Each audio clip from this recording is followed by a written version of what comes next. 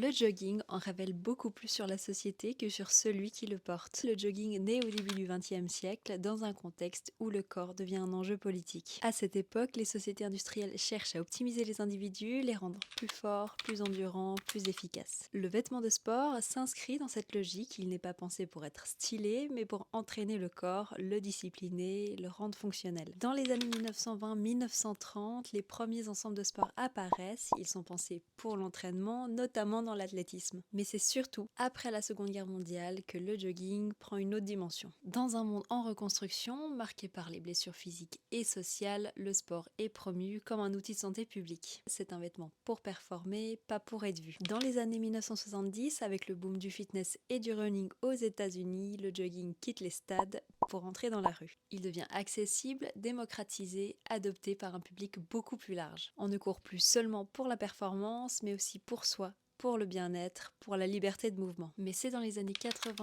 et 90 que tout bascule. Le jogging est adopté par la culture hip-hop naissante, notamment dans les quartiers populaires. Et là, il change de statut, il sort du domaine purement fonctionnel pour entrer dans celui du symbole. Le jogging incarne une liberté, celle du mouvement, du refus des codes vestimentaires traditionnels et du rejet du costume rigide. Mais cette liberté dérange. À partir des années 2000, en Europe notamment, le jogging commence progressivement à être associé à des représentations négatives dans certains discours médiatiques et politiques. Il devient, dans certains imaginaires, lié à la marginalité, au quartier populaire et parfois même à la délinquance. Un simple vêtement commence à porter des jugements sociaux qu'il dépasse complètement. Et c'est là que ça devient intéressant parce que le jogging en lui-même n'a jamais changé, ce sont les regards posés dessus qui ont évolué. Ironie de l'histoire, alors même qu'il est critiqué dans certains contextes, le jogging est progressivement récupéré par l'industrie de la mode.